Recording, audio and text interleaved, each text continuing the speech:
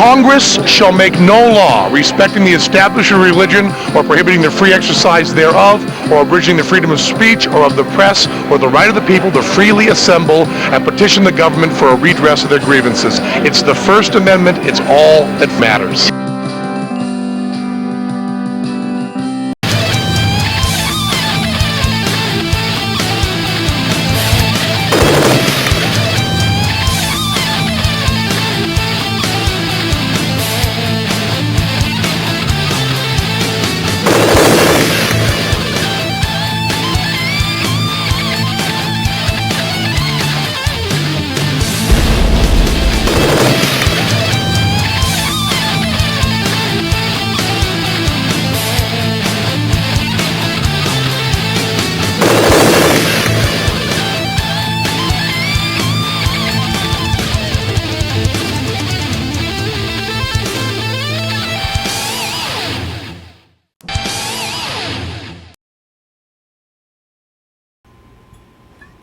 Finished.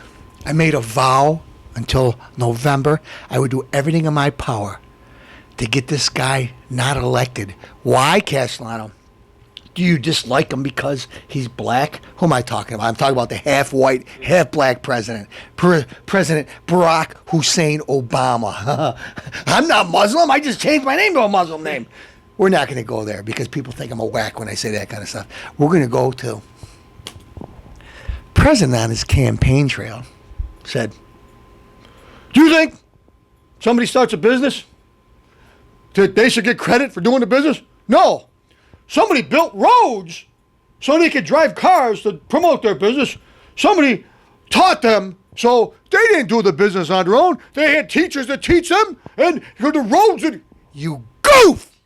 What kind of moron? Look at, you know how many people drive on those roads and never come up with an idea for a business? You know how many people are taught in school and drop out? You loser! Okay? You give money all away to your cronies. What do you do? What'd you do? You did your Jesse Jackson routine where you shook down people for money when you were a community organizer. Listen, people didn't create jobs.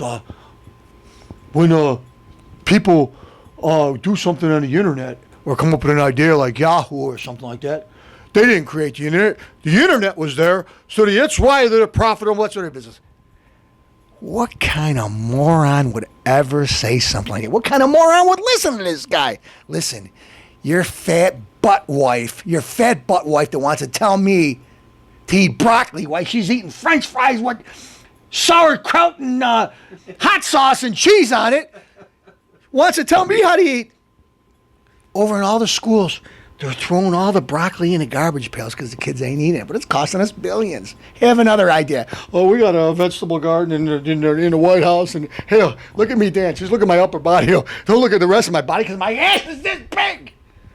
Listen, you and your family, he's got such a family, and they're so smart. No, you're not. You're not smart, Obama.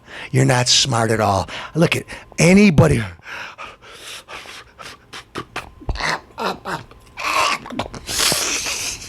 I did as many drugs as I could do, as often as I could do. You're not smart. If you're so smart, I want to see some test scores. Folks, somebody show me some test scores. Show me how this guy got in college. I'll tell you I got in college. Affirmative action. That's how Barry Soetoro got in college. You know what? White collar. I love you guys. You have Mozzie. He's using a fake name. What's his fake name? Barry Soetoro. Folks, you're the only people who got any... I won't even say the word, but you got him. You're not afraid to make fun of it. You're going to make fun of the Messiah. You're not the Messiah. What you are is an insect. You lied. Every tragedy there's ever been, you lie to the country and say it's the end of the world. The end of the world. We got to pass this and we got to pass that. All lies. All lies. People. If we don't raise taxes on the wealthy, they got to pay their fair share. What's their fair share, Mr. Obama? They're already paying. The top 5% are paying 51% of the taxes. How much more do you want for them? Their fair share? They're already paying more than their fair share. Okay? One guy that's making good money, a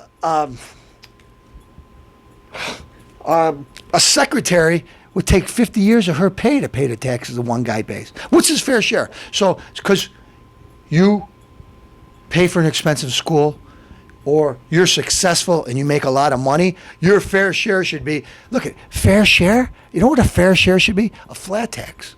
Everybody pays a flat tax, okay? Whether it is you spend this amount, you pay that amount. You make this much, you pay that much. That's the fair share. It's not fair share. Well, let's see. I'm taking $10 million from Bill Gates this year. You know what? The guy's got a lot of money. He's got $100 million. Let's take $12 million this year. Let's take $20 million this year. He makes a lot of money. Well, you know what? It's not your money. Folks, when they say pay their fair share, it's not their money. It's our money. We earned it. Okay? We pay taxes. We should pay a certain amount. Don't, well, well, they're not paying what they should pay. What should they pay? What should we do? Should I go to Bill Gates and say, you're $1 billion. Let's put it on the table. We'll give 10 million to you, 10 million to you, 10 million. No, Bill Gates earned it. He's the one with the ideas. He's the one with the brains. He's the one that came up with the idea. You know what? You don't tax people like that. That's why they're leaving this country in droves. Why do you think all the businesses are leaving? You know what, Mr. Obama? You're going after Romney because of Bain, because they outsource some jobs. Well, that's part of business. It's part of business. It's the American way. Not just because of past presidents too, because of you, though. Because of you. Because of you, the oil companies are all drilling every place else except the United States. Unless they had old projects that are already going. So, Mr. Obama, the next time you want to tell the American people, okay, for people to pay their fair share, or you want them to tell them that there's a tragedy, or the Republicans ain't working with you, you had the House and the Senate, both Democratic. At one time, you did nothing. You passed your stupid bills that are put in this country. You're dragging it down to nothing. What do I think about you? I think, you know what? I really think you're very damn near close to being the Antichrist. You know why, folks? When he had the abortion thing, and he said when the babies live in abortion, that they should be left there, left in old towels there to die and cry. I knew that this guy was evil. You're watching the Rick Castellano show, and President Obama, I'm telling you one thing.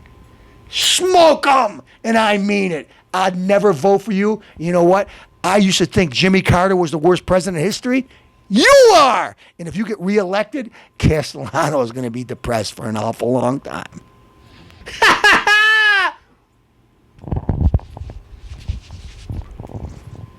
Folks, Castellano feels a little sad because I'm going to talk about a fellow Italian. You know what?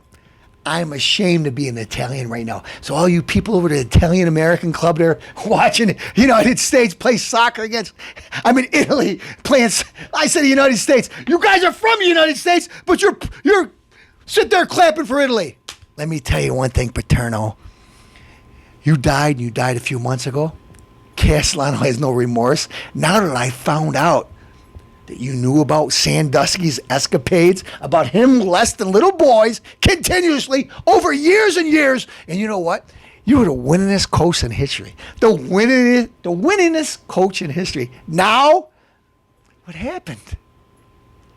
College football said, we're taking all your wins away. Now you're the losingest coach in history, and I like it. But you know what? I wish you were alive. I wish cancer, whatever, I don't even care anymore. Whatever ate you up and killed you, you know what? I think the remorse, I wish it was the remorse that was eating you up. The reason why you died, because you died because you were brokenhearted. You didn't care. All you cared about was your life in a university. You know what?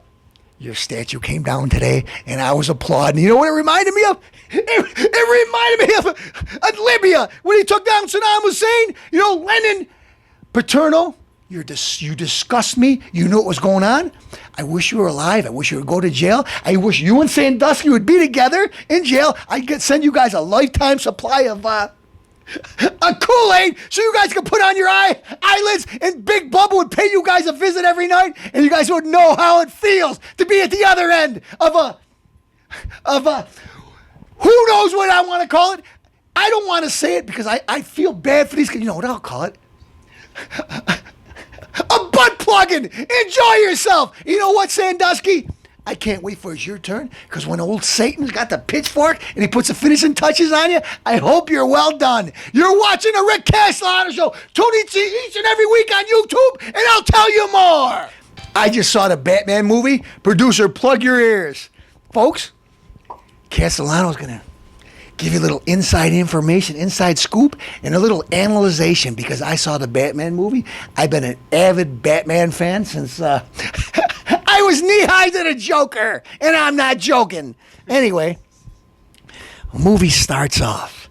My son, me and my now he's 6-year-old son, were watching a Batman movie, thinking that Batman's going to be flipping guys around, throwing guys over buildings, and, start off with action, good gimmicks and stuff. Didn't start out that way.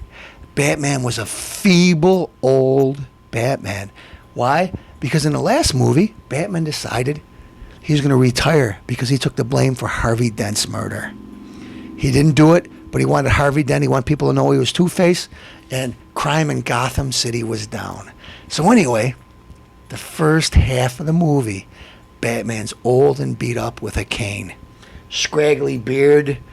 Christian Bale did a spectacular job like he did for that Prisoner of War movie. I can't come to mind right now, and I really don't care. But anyways, he excellent job. Real thin, drawn out. Not that special effects like they did in the Captain America movie where they put his head on a real rinky-dink body. It was really Christian Bale. Lost the weight for the movie. I'm expecting to see Batman, when he goes to the doctors, Commissioner Gordon's in the hospital, I'm expecting Batman to start doing push-ups like a Rocky movie, chin-ups and stuff. Instead, he puts armor on, like Iron Man, on his leg, and he's able to kick through bricks and stuff like that. Anyways, still feeble. What was her name? Anne Hathaway, producer? Because I know you caught her smoking cigarettes. Okay. She looked like a dog at the beginning of the movie. Me and the producer were discussing, why do you think she looked bad? I think because Christian Bale looked so bad, they tried to make him look feeble and ugly and smelly, that she looked so bad. But anyways, by the end of the movie, she looked damn hot.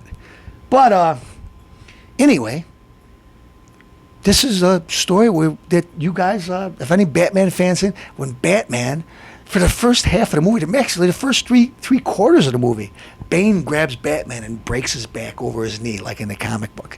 So, hey, could he go any lower? My kid's looking at the projection booth, and he wants to leave because his hero has been getting his butt kicked from start to finish.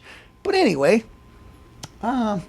there's a police officer that I forgot what his name was in the movie, but he was helping out pretty much, and Commissioner Gordon trusted him.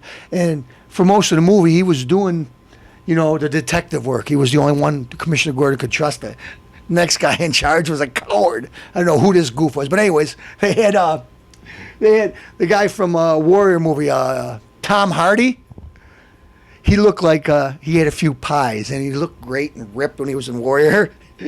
Bulky, beer belly, bulky, but like one of those muscle heads at the gym there that just eats sloppy Joe sandwiches and stuff like that. Doesn't, really worry about dieting, just, worrying about getting big. Sloppy looking Bane. I would rather have, the reason why I'm saying this is because they had like James Earl Jones talking. It wasn't even his voice. It wasn't Tom Hardy's voice. It was James Earl Jones' voice or something like that. So you could have grabbed any rinky-dink bodybuilder from any gym to play Bane, and it looked way better. They wanted to bulk him up. So anyway, he's in the movie. Like, my son's watching back at the theater, and he got this one guy. Another guy that the commissioner had in charge was a coward. Didn't want to fight.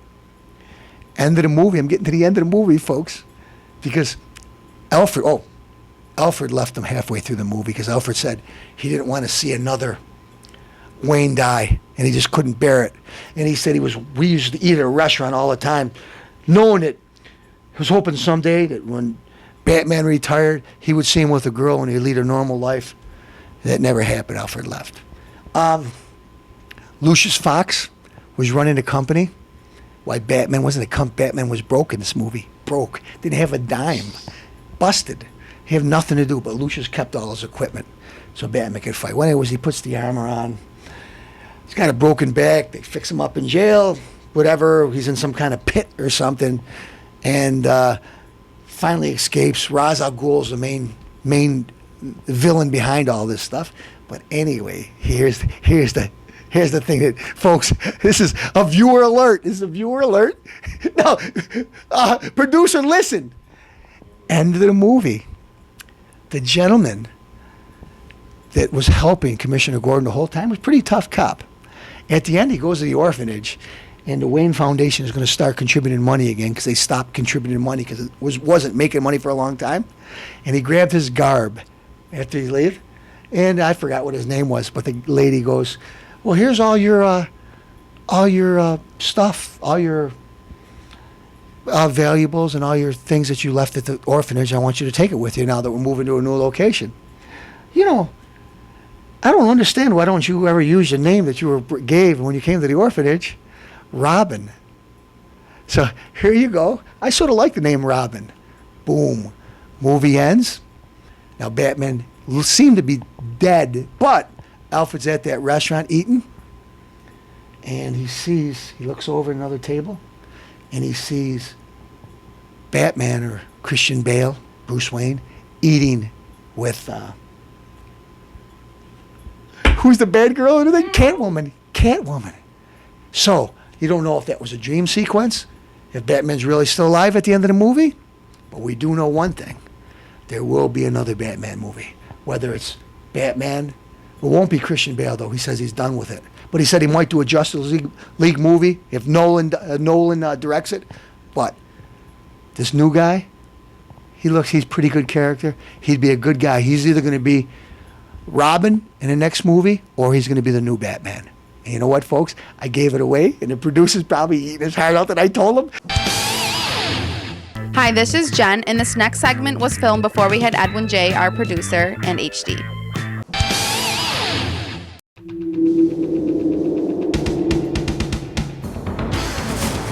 Hey, I'm sleeping in here. What is this?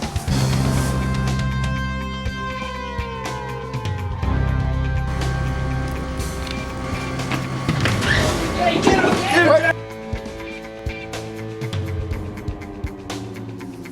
It's payback time.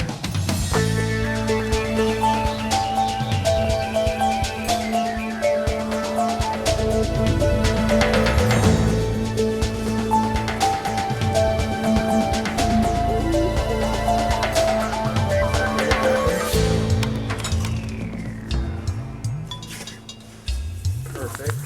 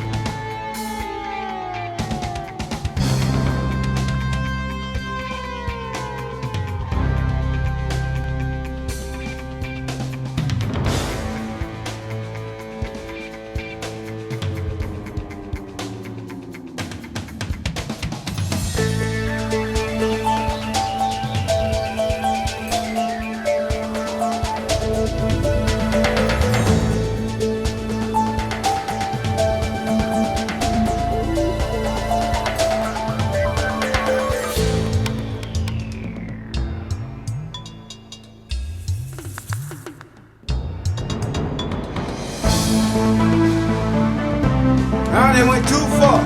They went too far.